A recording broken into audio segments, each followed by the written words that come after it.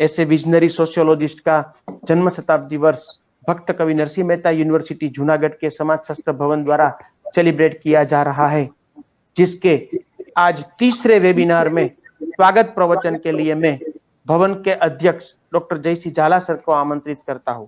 Please sir, doctor Jaisingh झाला sir.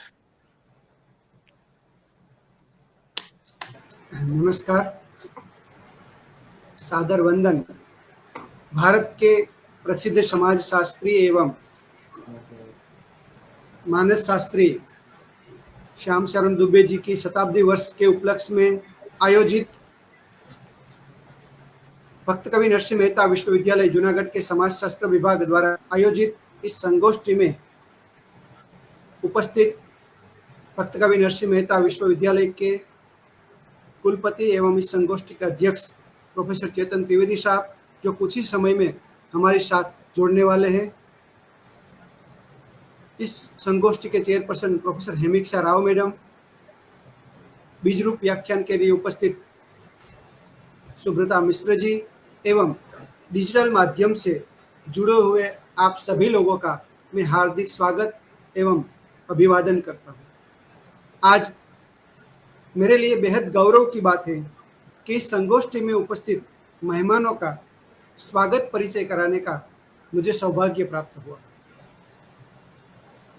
कुछ ही क्षणों में हमारे विश्वविद्यालय के कुलपति हमारे साथ जुड़ने वाले हैं और वो इस संगोष्ठी की अध्यक्षता कर रहे हैं। प्रोफेसर चेतन त्रिवेदी साहब के नेतृत्व में हमारी विश्वविद्यालय ने 5 साल में राष्ट्रीय एवं अंतर्राष्ट्रीय स्तर पर शिक्षा एवं रमत गमत के क्षेत्र में अपना नाम कायम किया है। डिजिटलाइजेशन के इस युग में एवं कोरोना के पेंडेमिक में ऑनलाइन के माध्यम से हमारी विश्वविद्यालय ने शिक्षा के साथ साथ वेबिनार के 100 से अधिक वेबिनार के माध्यम से अपना सामाजिक दायित्व भी बखूबी निभाया और इसी उपलक्ष्य में आज इस संगोष्ठी का भी आयोजन किया जा रहा है। इस संगोष्ठी में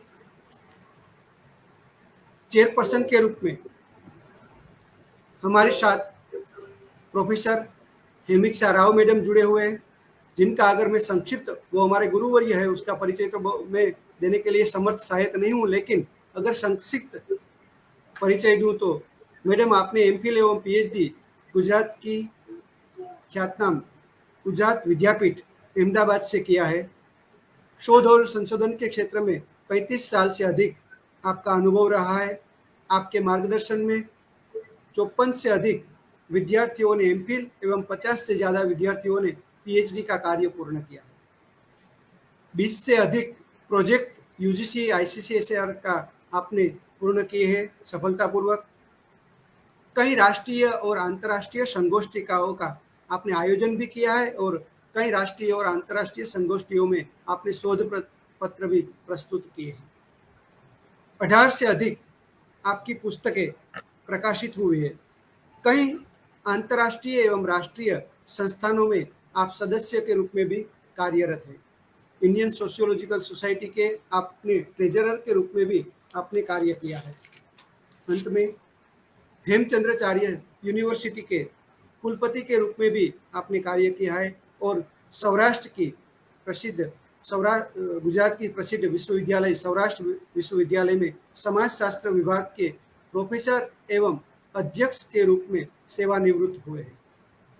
आज भी सामाजिक एवं शैक्षिक क्षेत्र में आपकी सेवा अविरत है। आज भी आप हम जैसे कई नए अध्यापकों के मार्गदर्शक एवं पथदर्शकों के रूप में कार्यरत हैं। मैडम, आपका मैं इस संगोष्ठी में तहे दिल से हार्दिक स्वागत एवं अभिवादन करता हूँ।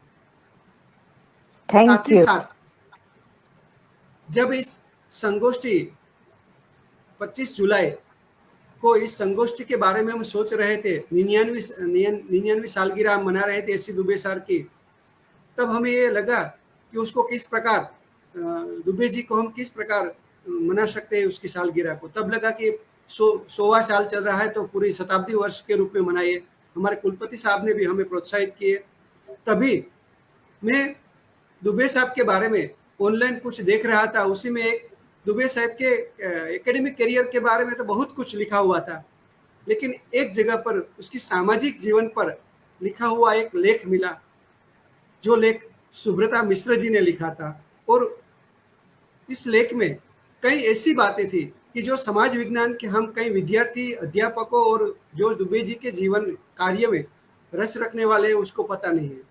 तो उसी वक्त मैंने सुब्रता जी से संपर्क किया, उन्होंने बहुत खुशी जताई और हमारे साथ जुड़े भी हैं, और उसी समय से हमारा परिचय हुआ। उन्होंने कई बातें ऐसी बताई जो मुझे लगा कि समाज विज्ञान के साथ जो जुड़े हुए हैं, और खास करके ऐसी दुबे साहब के साथ उसके अध्ययन में जिसको रस है, उनको ये जानना आवश्यक एवं अनिवार्य है।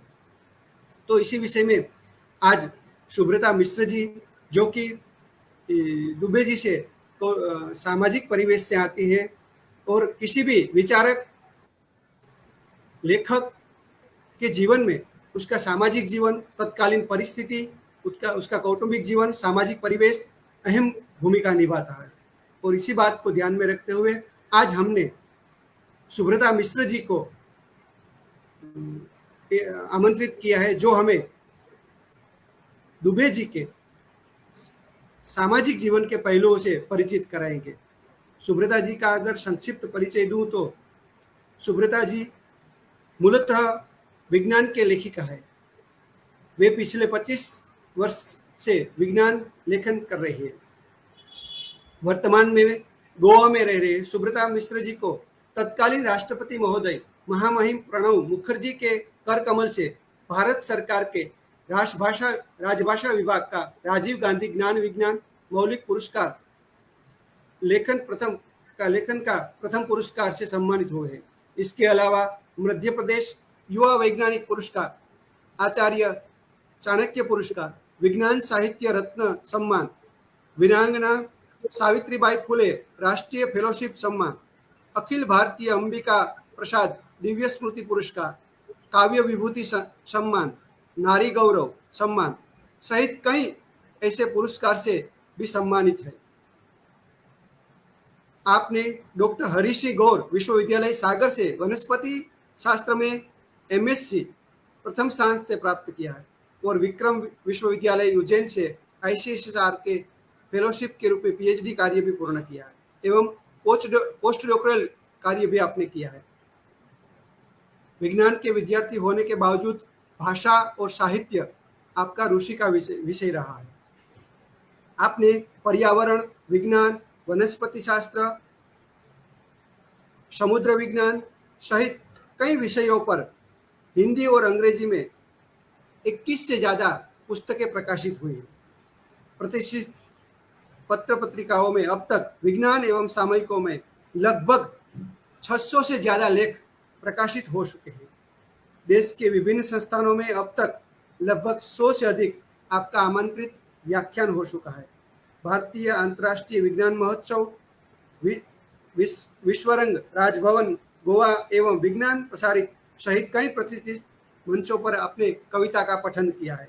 आकाशवाणी और दूरदर्शन के कई कार्यक्रमों में भी आप जुड़े हुए हैं, और इस सितंबर मास में हिंदी विषय का प्रसार और प्रचार के लिए सतत आप जुड़ी हुए हैं। सोशल मीडिया के माध्यम से एवं वर्तमान पत्रों के माध्यम से हमें हर रोज पता चलता है कि आप किसी न किसी विषय पर व्याख्यान देते हैं। खास करके साहित्य को विज्ञान के साथ और विज्ञान को साहित्य के साथ जोड़ने के वैज्ञानिक बाबतों को आपने आदिवासी के जीवन में जो मूल आदिवासियों पर भी आपने बहुत काम किया है। साहित्य, विज्ञान और समाज जीवन, सामाजिक विज्ञान, इन तीनों का समन्वय आप में है। मैडम, आज आप हमारे साथ उपस्थित है, ये हमारे लिए बड़े गौरव की बात है, और हमें पूरा यकीन है कि हम पूरे सेशन में दुबे जी के सामाजिक जीवन के उन अनछुए पहलुओं को बारे में माहिती प्राप्त करेंगे जो शायद किसी ने नहीं जानी होगी, क्योंकि आप बचपन से उनके साथ जुड़ी हुई थी। आपका मैं इस संगोष्ठी में पुनः स्वागत एवं अभिवादन करता हूं तहे दिल से।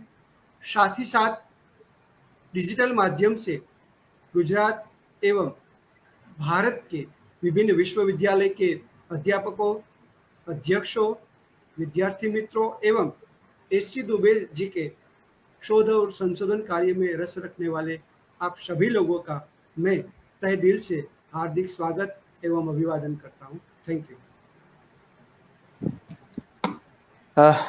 Thank you very much, sir, for your warm welcome speech and a very good introduction of all the dignitaries.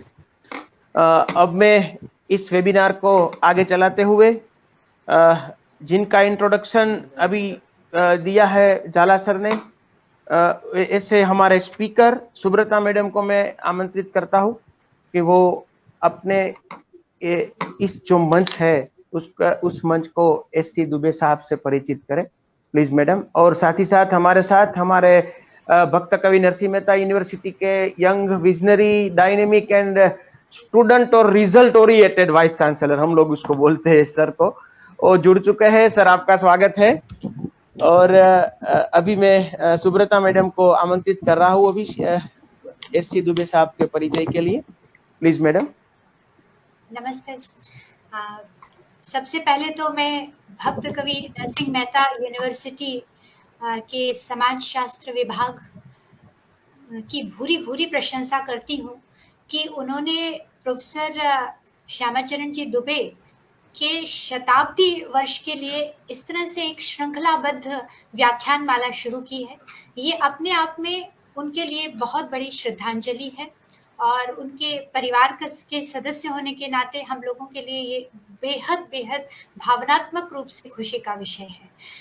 आज के इस कार्यक्रम के अध्यक्ष यूनिवर्सिटी के वीसी सर, हमारी आदरणीय हेमिक्षा मैम, जाला सर, और इस कार्यक्रम से जुड़े हुए वर्चुअल माध्यम से जुड़े हुए सभी शास्त्रीय और शोधार्थियों और श्रोताओं को मैं अभिवादन करती हूँ। जैसा कि बात हुई कि प्रोफेसर श्यामाचरण जी दुबे महान समाजशास्त्री हैं देश के, और उनके समाज शास्त्रीय और मानव शास्त्रीय जो कार्य हैं उनके बारे में सभी जानते हैं, लेकिन बहुत से ऐसे पहलू होते हैं कि जब कोई व्यक्ति बहुत महान हो जाता है या बहुत लोगों तक उसकी पहुंच हो जाती है तो सबसे बड़ी जिज्ञासा हर व्यक्ति की एक स्वाभाविक मानवीय प्रवृत्ति होती है कि उसके बारे में, उसकी निजता, उसके परिवार के बारे में जानने की ज्यादा उत्सुकता होने लगती है। तो जैसा कि जाला सर ने कहा कि विशेष तौर पर मुझे ये कहा गया कि मैं प्रोफेसर दुबे के कुछ ऐसे पहलुओं जो पारिवारिक पहलू हैं, सामाजिक पहलू हैं, उन पर आज चर्चा करूं। तो इसलिए मैंने उनके जो हमारे बचपन के समय के उनके फोटोग्राफ्स थे, खासतौर पर मैंने उनको एकत्रित किया और एक पावर पॉइंट प्रेजेंटेशन के माध्यम से मैं उनके बारे में ये आप तक जानकारी पहुंचाना चाहती हूँ। स्क्रीन दिख रहा है सर? नहीं मैडम, अभी नहीं दिख रहा है। अच्छा,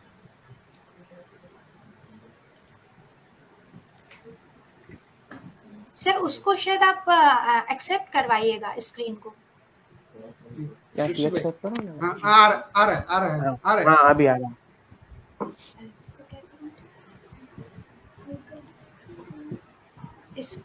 स्क्रीन अब आया सर?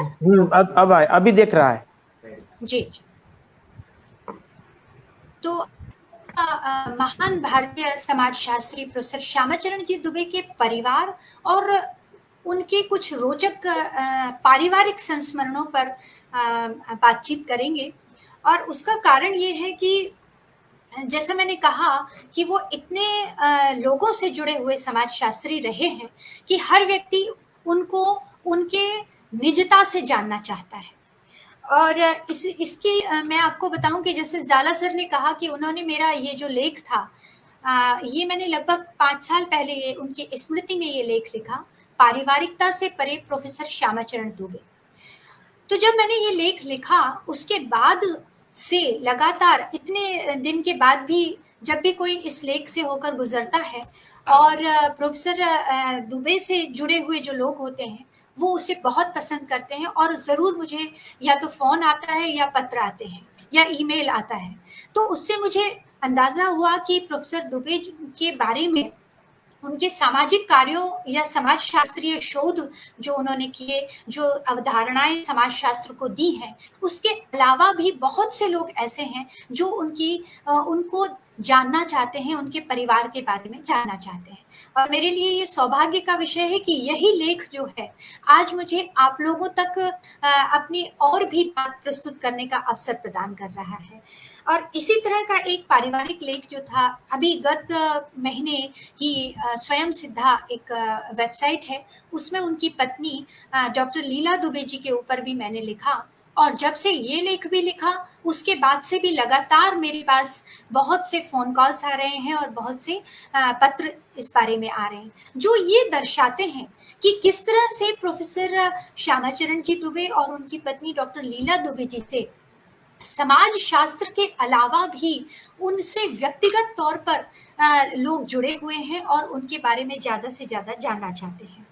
जैसे कि समाज शास्त्र के जो कार्य थे प्रोफेसर दुबे के, और पिछले जो व्याख्यान हुए हैं, दो श्रृंखलाएं हो चुकी हैं, ये तीसरी श्रृंखला है।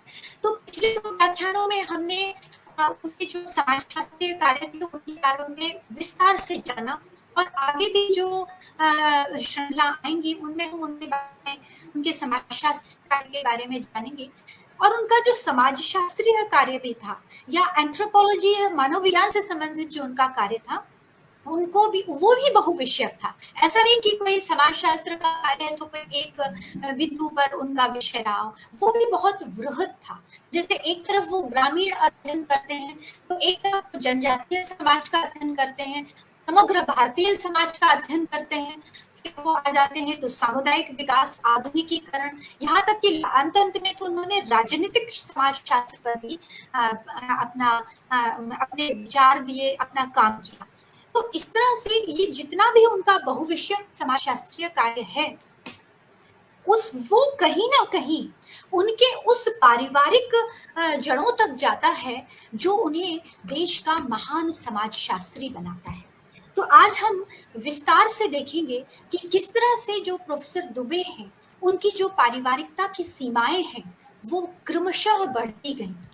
क्योंकि मेरा लेख है पारिवारिकता से परे प्रोफेसर श्यामाचरण जी दुबे, तो उसमें मैंने स्पष्ट रूप से एक बात कही है कि जब भी कोई व्यक्ति जब अपने जन्म स्थान तक ही सीमित रह पाता है या अपने आसपास के लोगों से जुड़ा होता है, तो जो उसका परिवार होता है वो सिर्फ उसका मूल परिवार होता है।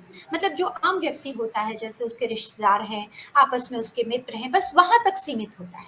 लेकिन जब कोई व्यक्ति अपने व्यक्तित्व और कृतित्व के माध्यम से राष्ट्रीय स्तर का व्यक्ति बन जाता है, तो पूरा देश उसका परिवार बन जाता है।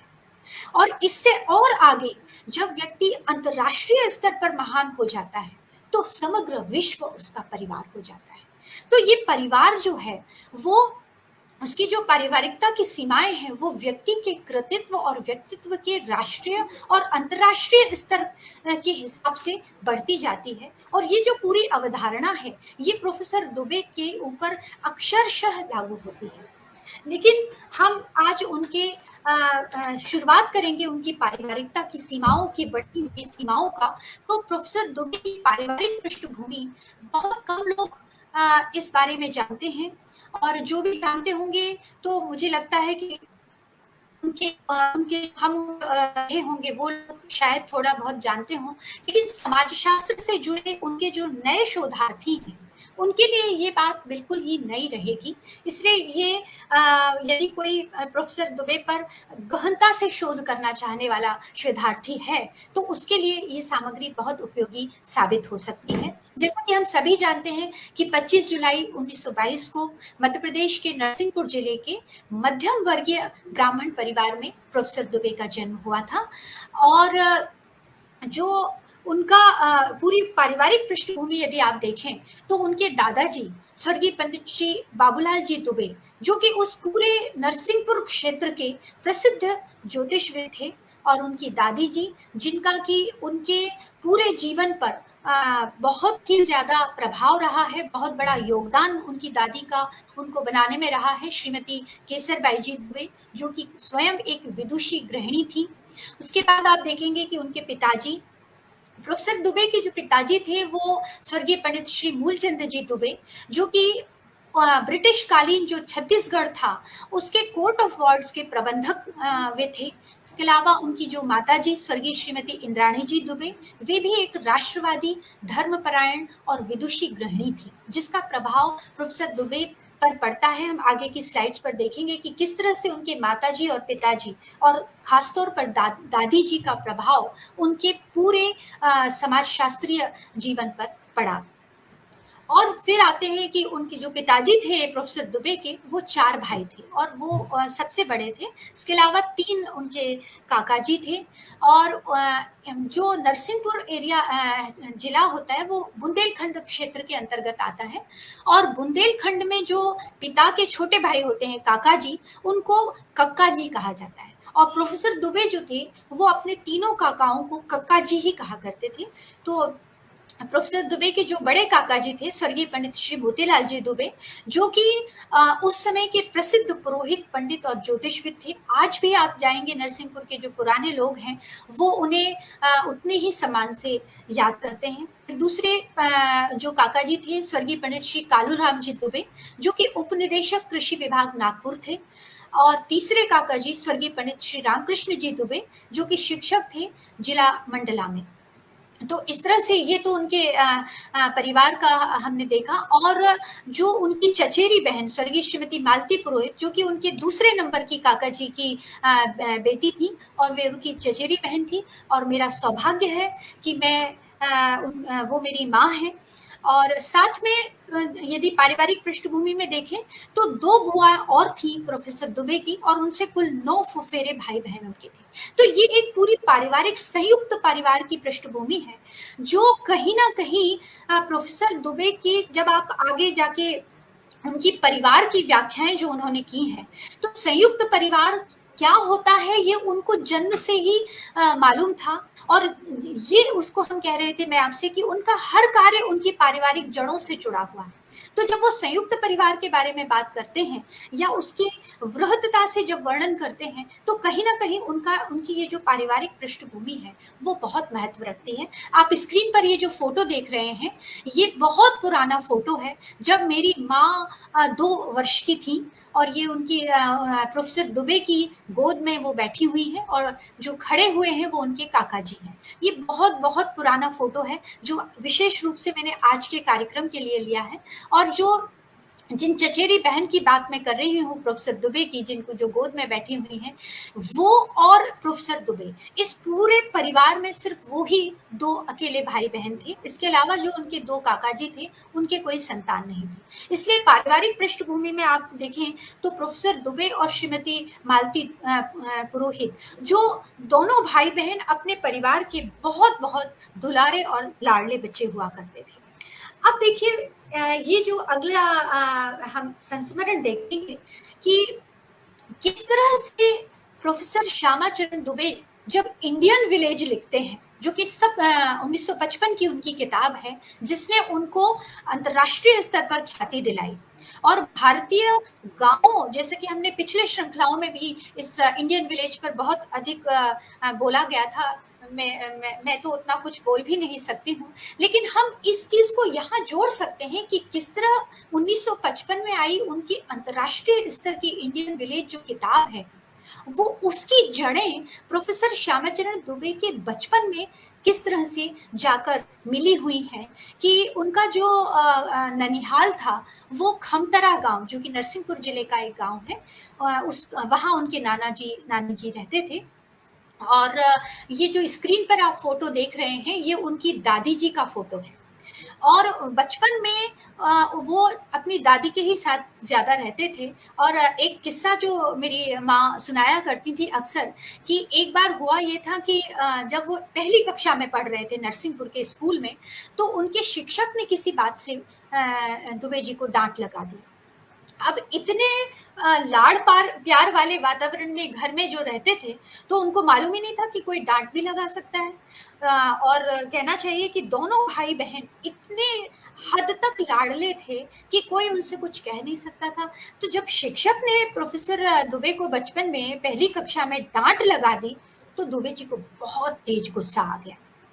और इतना भयंकर गुस्सा आया कि उन्होंने, वो जो शिक्षक थे उनको बुंदेलखंडी में बोला कि अब तुम हमारे घर के सामने से निकल के बताओ, डंडा ने मारो तो बताना। ये बुंदेलखंडी है कि अब तुम आप हमारे घर के सामने से निकल के बताइए, यदि हमने आपको डंडा नहीं मारा तो हमारा नाम श्याम नहीं। तो इतना भयंकर गुस्सा जो है उनको आया। अब जो शिक्षक थे वो कहीं ना कहीं प्रोफेसर दुबे के उस बालक स्वरूप में भी वो समझ गए थे कि ये एक असाधारण बालक है, क्योंकि इतनी हिम्मत, शायद भले ही वो गलत था, बगावत थी, लेकिन इतना तेज एक असाधारण बालक ही कर सकता है। और वो समझ गए थे कि निश्चित तौर पर ये बच्चा जो है कुछ ना कुछ गलत मेरे साथ कर सकता है। उस समय जो हमारा घर होता था उसमें 2 द्वार होते थे, एक मुख्य द्वार था, एक पीछे का द्वार। अब मामा जी जो थे वो डंडा लेके बैठ गए मुख्य द्वार पे, और यहाँ पीछे के द्वार से वो पंडित, जो शिक्षक थे, वो आके दादी को बताते हैं कि भाई ऐसा ऐसा हो गया है, और देखिए वो डंडा लेके बैठा हुआ है। तो माफ कीजिएगा। तो फिर दादी ने फिर उनको समझाया कि नहीं, हम बात करते हैं श्याम से। और उसके बाद फिर उन्होंने उन्हें बताया कि किस तरह से परिवार में गुस्सा करना और परिवार से बाहर समाज में गुस्सा करना, उनमें क्या फर्क होता है। वो मामला वहीं खत्म हुआ। लेकिन ये वो प्रसंग है जो पहला सामाजिकता का पाठ प्रोफेसर श्यामाचरण जी दुबे को मिला, कि समाज अलग होता है, परिवार अलग होता है। और ये जो परिवर्तन था, इस संस्मरण के कारण उनमें ये भाव जागृत हुआ जो उन्हें इतना महान समाजशास्त्री जिसने बनाया। एक और संस्मरण का मैं जिक्र करना चाहूंगी कि किस तरह से जो प्रोफेसर दुबे थे, जब वो अपने माता पिता के साथ छत्तीसगढ़, जैसे मैंने कहा कि उनके पिताजी छत्तीसगढ़ रियासत में प्रबंधक थे, तो वो उनके साथ ही माता पिता और श्याम, वो तीनों जन का एक छोटा सा परिवार था। तो माता पिता किस तरह से उनको संरक्षित करते थे, किस तरह से उनको शिक्षा दे रहे थे, इसका एक बहुत ही अच्छा उदाहरण आप देख सकते हैं कि उन्होंने, जब वो सिर्फ 7 वर्ष के थे प्रोफेसर दुबे, तो सेवक नामक एक पत्रिका निकाली। और वो ऐसी पत्रिका थी कि बस साधारण कागज था और उस पे हाथ से लिख के पत्रिका निकलती थी, उसका नाम सेवक रखा गया था। और उनको जो 7 वर्षीय श्याम थे, उनको संपादन और विषय सामग्री जुटाने का उत्तरदायित्व दे रखा था। और इसके पीछे कारण ये भी था कि अकेले थे, तो कुछ ना कुछ काम में उनको लगा के रखना था। तो इस तरह से ये काम उनको सेवक नामक पत्रिका का दिया हुआ था। तो ये वो समय था कि 7 वर्षीय बच्चे को ये मालूम था कि संपादन कार्य क्या होता है, पत्रिका क्या होती है, या उसके लिए यदि हमें सामग्री जुटानी है तो वो क्या होती है, और वो अपने उस समय की उसमें लिखते थे।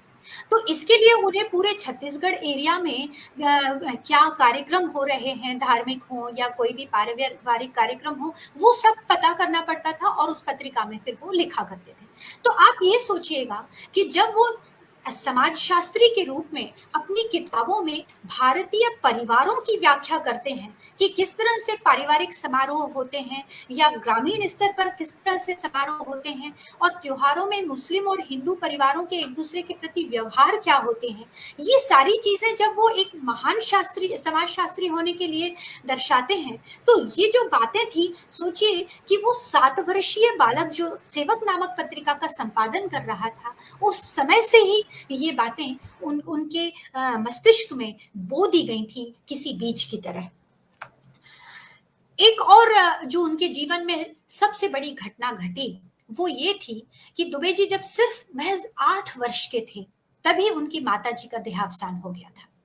और इस तरह से एक 8 साल के बच्चे को यदि माँ का वियोग सहना पड़ जाए तो बहुत ही दुखद स्थिति होती है। और उसके बावजूद भी एक और प्रसंग जो हमारे घर में अक्सर हमने सुनते आए हैं कि उनकी जो माँ थी, उस समय एक रिवाज हुआ करता था कि यदि पहली पत्नी की मृत्यु हो जाती है किसी कारण से, तो तुरंत ही दूसरा विवाह कर लिया जाता था। तो प्रोफेसर दुबे की जो माताजी थी, उन्होंने अपने बच्चे के लिए, खासतौर पर श्याम के लिए, ये वचन अपने पति से ले लिया था कि हमारे श्याम को आप दूसरी सौतेली मां लेकर नहीं आएंगे, आप वचन दीजिए। और इसीलिए प्रोफेसर श्यामाचरण जी दुबे के पिताजी ने कभी दूसरा विवाह नहीं किया और उस वचन का मान रखते हुए अपने बल पर एक सबल संरक्षण देते हुए प्रोफेसर दुबे का लालन पालन किया।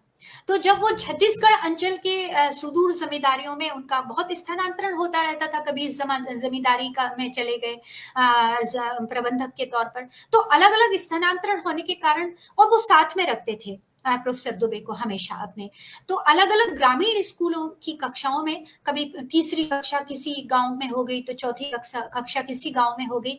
इसी संदर्भ में एक छत्तीसगढ़ का कोणिया जमींदारी जो है, जो पिथौरा जिसको हम कहते हैं, वहां के वो प्रबंधक थे उनके पिताजी। तब तीसरी कक्षा जो है पिथौरा के शासकीय उत्तर बुनियादी शाला में उन्होंने पाई थी। और पिछले 4-5 साल पहले जब पिथौरा का ये जो स्कूल है उसने अपना 100 वर्ष का समारोह मनाया, तो विशेष तौर पर प्रोफेसर दुबे को उन्होंने याद किया था। तो इस तरह से अलग अलग कक्षाएं उन्होंने अलग अलग गांवों में पाई, और जो उनकी विभिन्न पत्र पत्रिकाओं में उन्होंने लिखना शुरू किया। और ये वो दौर था जब वो माँ का वियोग सह रहे थे और पिताजी उतना समय नहीं दे सकते थे जितना देना चाहिए, तो एक अंग्रेज गवर्नेंस जो है उनके लालन पालन के लिए रख दी गई थी, तो जो क्रिश्चियनिटी की भी उन्हें शिक्षा देती थी। और हिंदू परिवार में तो ये थे ही, और वो जो पूरा बहुल इलाका था वहां पर मुस्लिम भी रहा करते थे। तो इस तरह से बचपन में ही बहुत सी किताबों को पढ़ना, बहुत कुछ लिखना, और जब आप उनकी ये 2 किताबों पर ध्यान दीजिएगा कि परंपरा, इतिहास, बोध और संस्कृति और भारतीय समाज, ये जो 2 किताबें हैं, इनके अंदर जो शोध सामग्री है उनकी जड़ें यहाँ पर आकर ठहरती हैं कि किस तरह प्रोफेसर दुबे ने भारत की परंपरा, समाज, संस्कृति को बचपन से ही जिया। और जब कोई व्यक्ति जीता है तो वो ज्यादा अच्छे तरीके से उसे प्रस्तुत कर सकता है। अब हम यदि किशोर श्यामाचरण दुबे की बात करें तो छत्तीसगढ़ के बहुत सारे गांवों में जब उन्होंने प्राथमिक और मिडिल कक्षाएं की शिक्षा ली, तो उसके बाद फिर उनको क्या किया गया कि जो मतलब हाई स्कूल की जो उनकी परीक्षा थी, वो जबलपुर, नरसिंहपुर के पास जो जबलपुर है, आप भली भांति परिचित होंगे, वहां का जबलपुर मॉडल हाई स्कूल में उनको छात्रावास में डाल दिया गया था। और फिर उन्होंने, ये जो आप स्क्रीन पर देख रहे हैं, ये उस समय का जबलपुर का मॉडल हाई स्कूल है जहां पर कि प्रोफेसर दुबे ने अपनी हाई स्कूल की शिक्षा ग्रहण की थी। वहां उनकी एक चीज और थी कि चूंकि बचपन से ही उन्होंने इतनी किताबों को पढ़ा और लिखना शुरू कर दिया था, तो उनकी जो लेखनी थी वो बहुत उतनी छोटी सी उम्र में, 14 वर्ष की उम्र में इतनी परिष्कृत हो गई थी।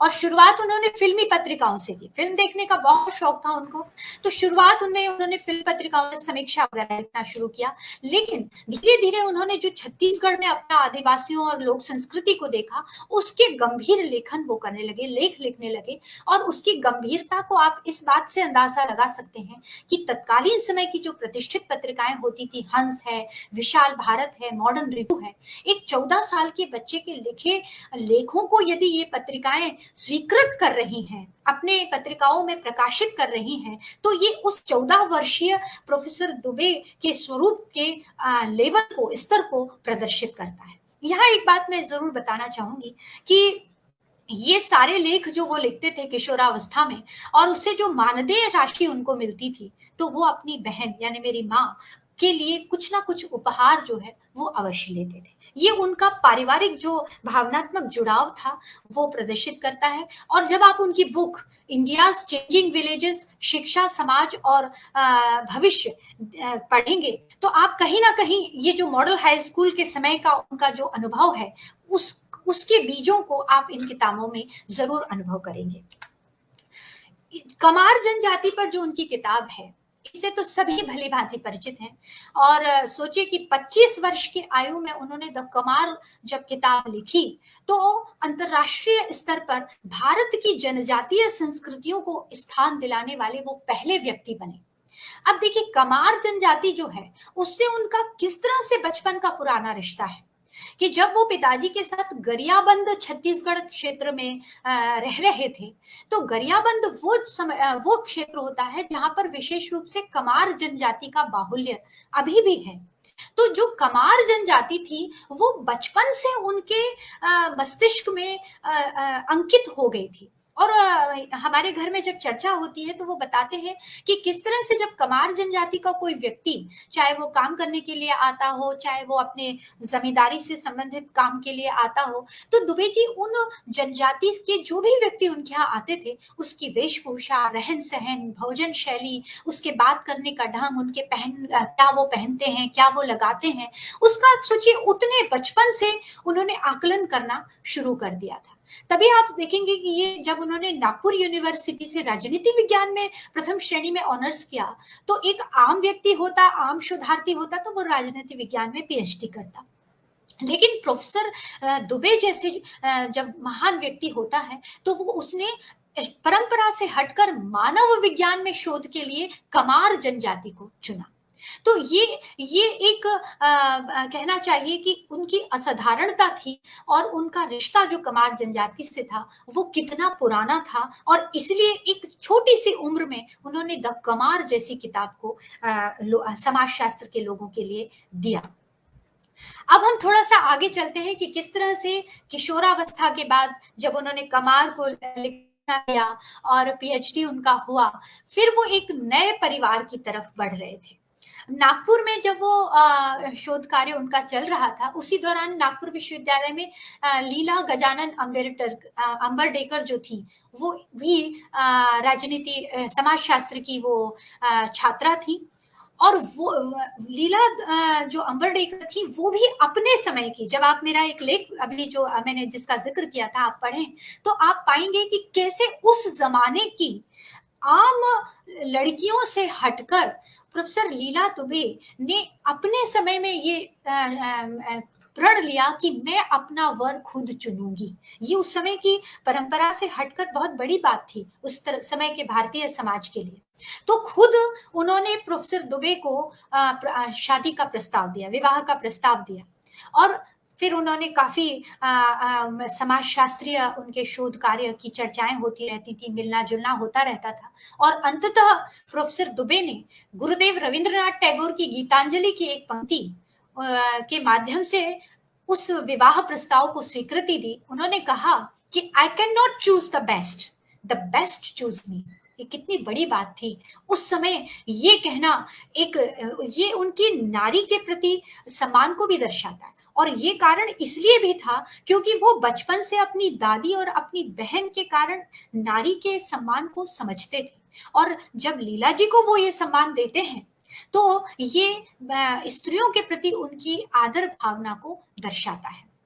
तो जब आप देखेंगे कि उनकी किताब contemporary India and its modernisation, या फिर India institution building for community development की बात हम करते हैं, तो कहीं ना कहीं ये जो पहलू हैं कि उस समय किस तरह से परंपराओं में परिवर्तन हुआ, सिर्फ उनके अपने ही यदि परिवार को देखा जाए तो फिर उसके बाद लीला जी और श्यामाचरण जी का विवाह जो था वो भंडारा महाराष्ट्र के सिविल मैरिज पद्धति से हुआ, क्योंकि उन समय जो भंडारा महाराष्ट्र में लीला जी के पिताजी न्यायाधीश हुआ करते थे, तो ये विवाह इस तरह से संपन्न हुआ और प्रोफेसर दुबे का एक नया परिवार से जुड़ना हुआ। तो जब वो इस नए परिवार से जुड़े तो उनको कुछ नए लोग भी मिले।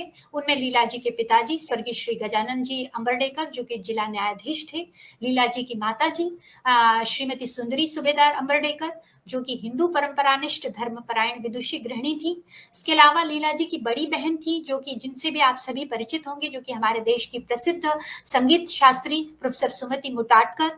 इसके अलावा दो और बहनें उनकी श्रीमती उषा और श्रीमती विद्या पांडे जो भी अपने अपने क्षेत्र की महान विभूति हैं, और लीला जी के भाई जो कि मुंबई में डॉक्टर हुआ करते थे। तो इस तरह से प्रोफेसर श्यामाचरण दुबे के परिवार का जो सदस्यों की संख्या थी वो और बढ़ती चली गई। ये हम उन मूल परिवार की यहाँ पर अभी बात कर रहे हैं।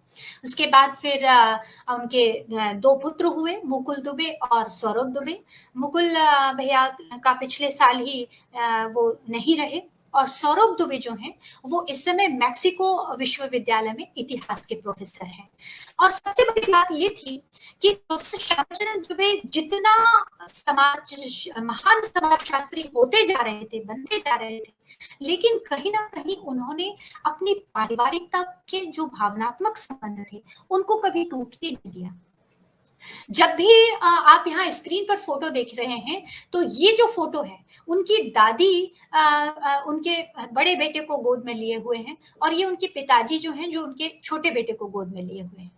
और तो इस तरह से जो उनका पारिवारिक जुड़ाव था वो कभी खत्म नहीं हुआ और उन्होंने पारिवारिक जो परंपराएं परिवार की थी उनको हमेशा बना के रखा और उनमें प्रोफेसर लीला दुबे जी ने भी उतने ही कहना चाहिए कि उनका साथ दिया।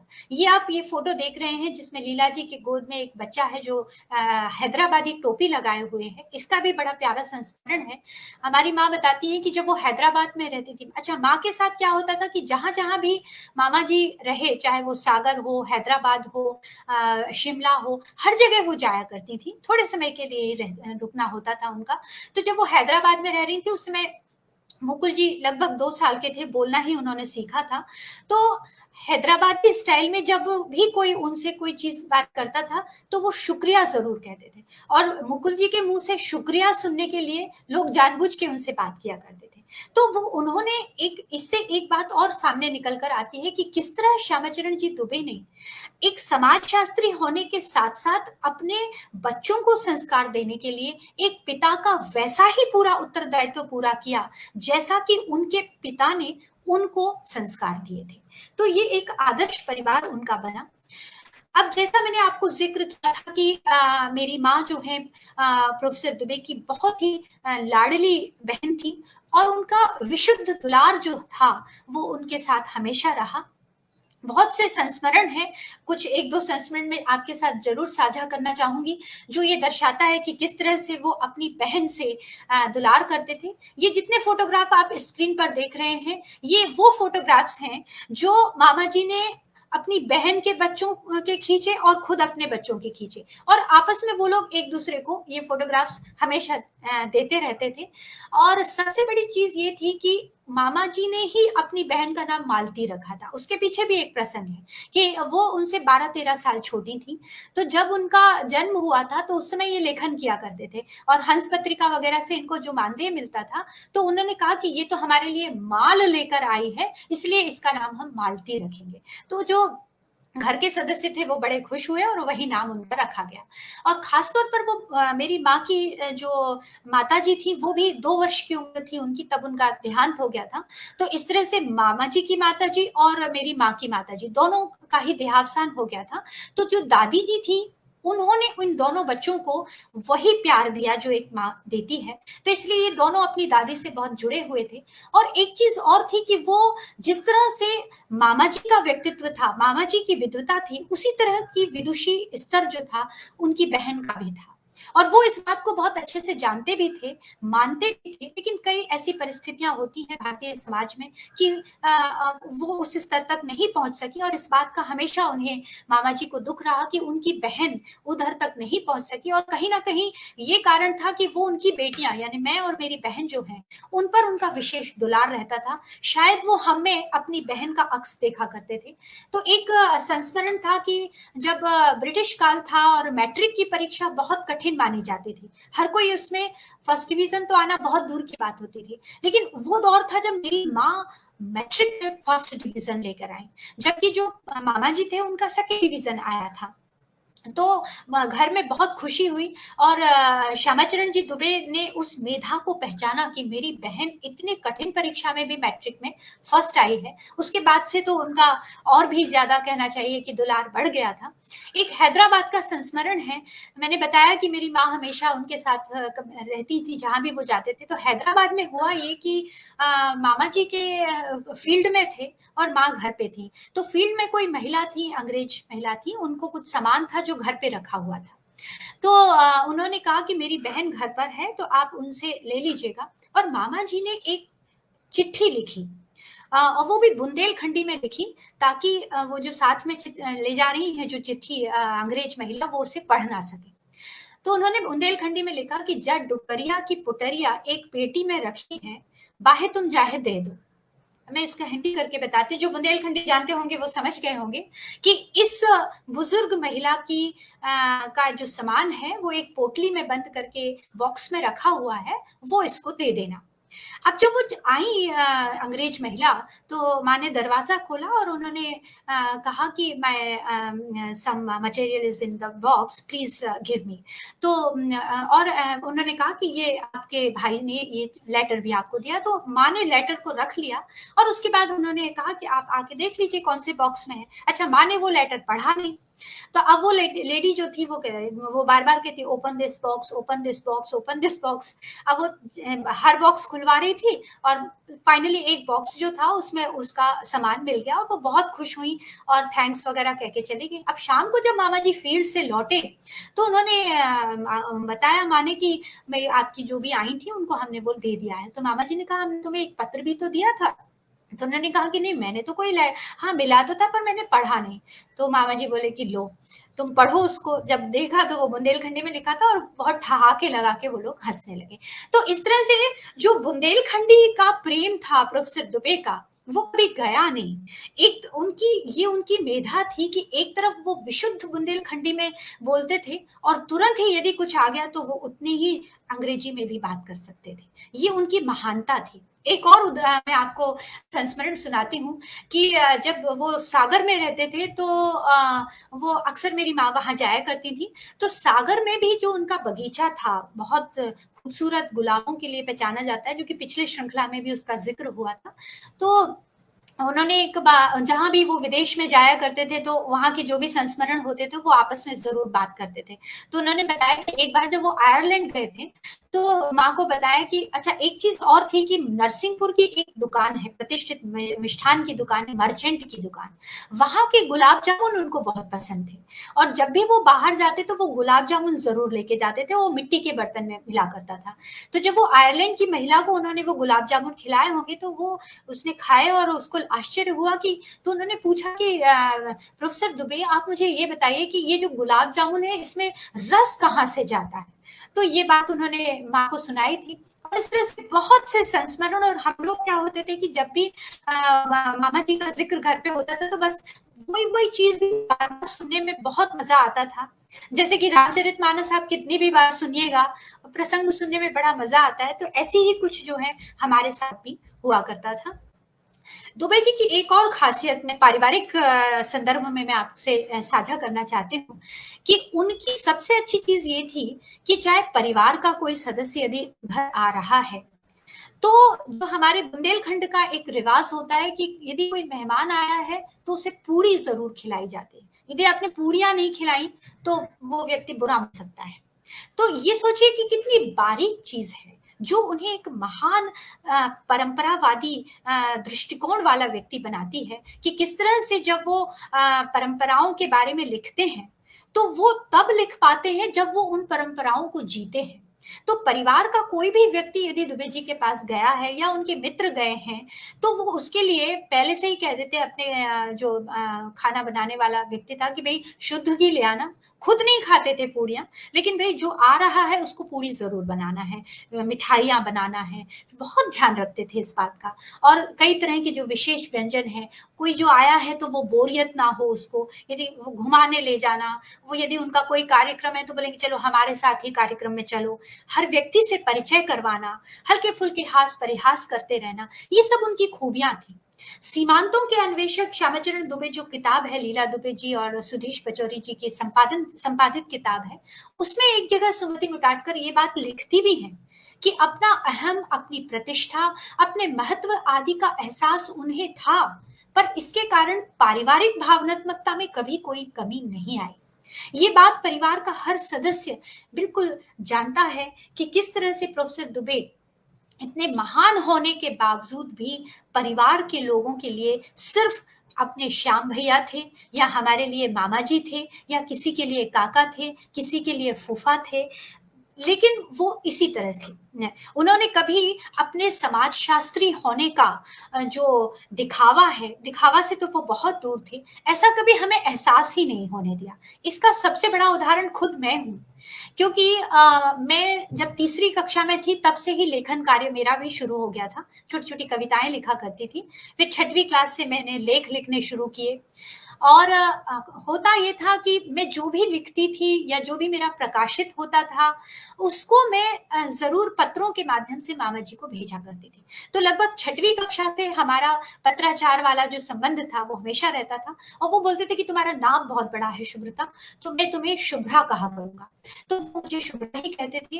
और सोचिए कि मुझे बिल्कुल तब एहसास ही नहीं था कि मैं एक देश के इतने महान व्यक्ति की से बात करती हूँ या लेटर लिखती हूँ, क्योंकि हमारे लिए तो वो मामा जी ही हुआ करते थे।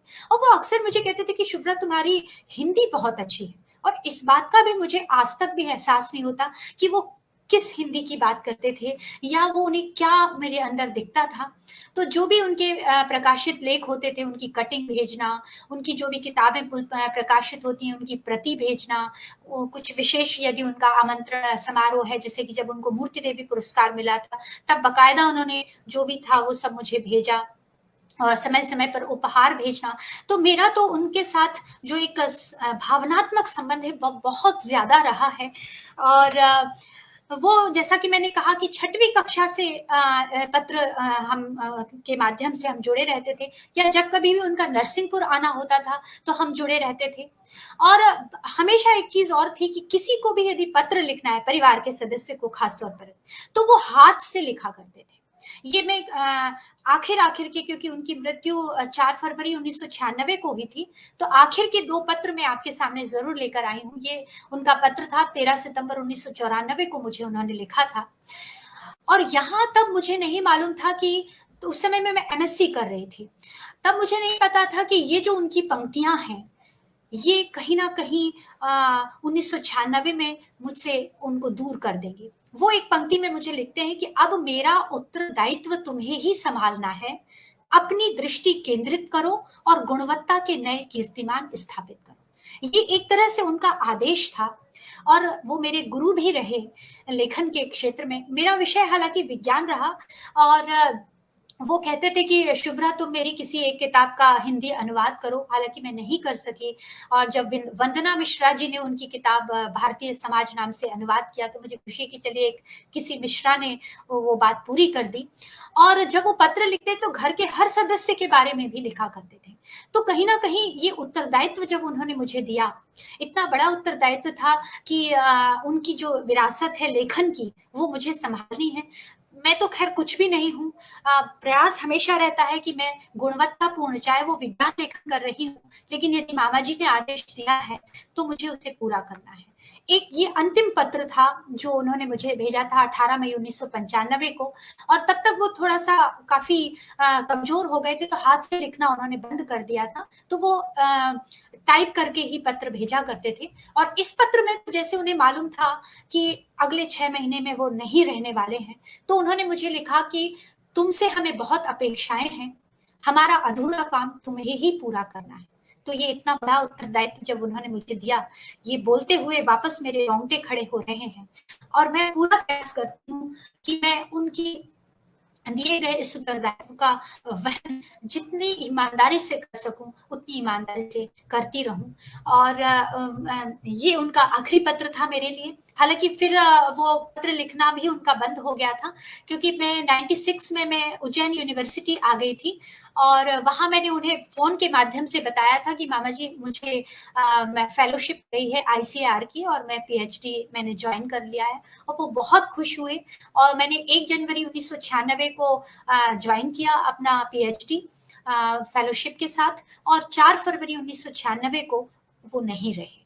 तो ये मेरे लिए बहुत ही कष्टदायक और दुखद बात थी कि जब मैंने अपना कैरियर शुरू किया उस समय उनका वरद हस्त मेरे ऊपर से उठ गया। लेकिन इतनी स्मृतियां थी, देखिए ये मामा जी के भेजे मुझे कुछ पेपर कटिंग्स देख पा रहे हैं, इस तरह की बहुत से कटिंग्स वो मुझे अक्सर भेजा करते थे, और उनकी एक एक चीज को, एक एक जो भी वो भेजते थे, किताब हुई, कटिंग्स हुई, उनको मैं बहुत ध्यान से पढ़ती थी।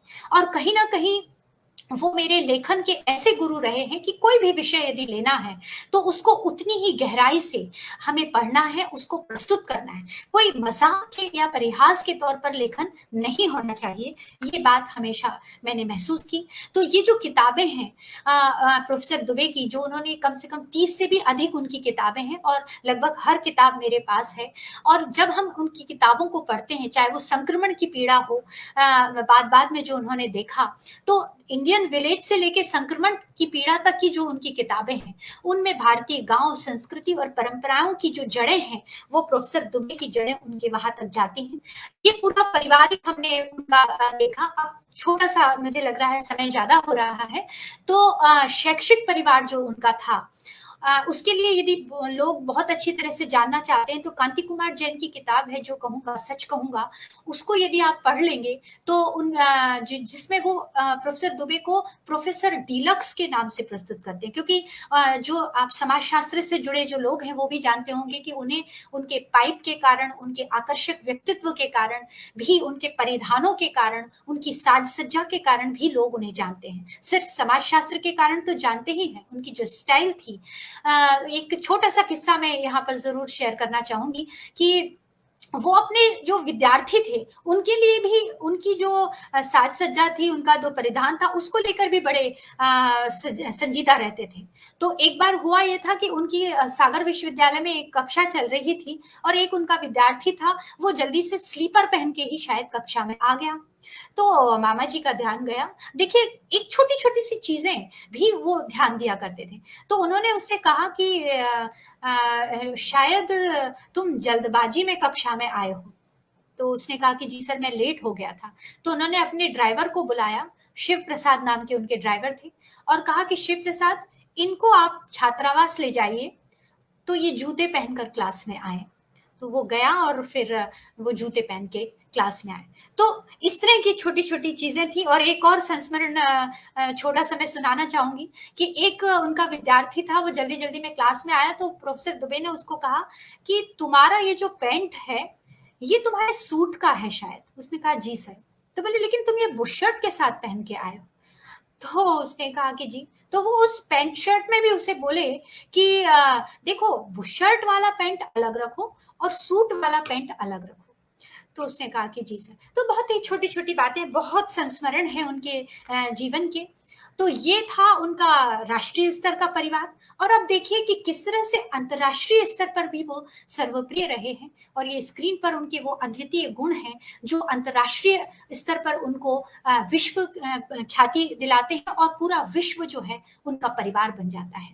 गुण बहुत सारे हैं, सहृदयता है, स्वप्नजीवी हैं, योजन विलासी हैं, हर पीढ़ियों के पाटने का अंतर। जैसे मैंने कहा कि वो ये नहीं करे कि बहुत बुजुर्ग हो गए हैं तो वो बुजुर्गियत से आगे वाली पीढ़ी से बात कर रहे हैं। इस तरह की बहुत सी चीजें थी। और अपने विषय को लेकर एक जो गहराई उनमें थी, वो ही उन्हें महान समाजशास्त्री बनाती है। और जब अंतिम में मैं बताना चाहूंगी कि किस तरह से ये एक अंतिम पंक्तियां उनकी थी कि वो अपने महान भारत को भी एक परिवार मानते थे। उन्होंने एक बार कहा था कि भारत सचमुच महान देश है। क्रिश्चियन रमन को देखते हैं, मुसलमान संगीतकारों को काली के दर्शन होते हैं, हिंदू मरियम में मीनाक्षी को देखते हैं। यदि हम एक दूसरे की आस्था को समझ सकते हैं तो हमारी इस भूमि पर लड़ाइयां होने की आवश्यकता ही क्या है। ये इतना बड़ा संदेश वो देकर जाते हैं। और तो ये कुछ संस्मरण थे।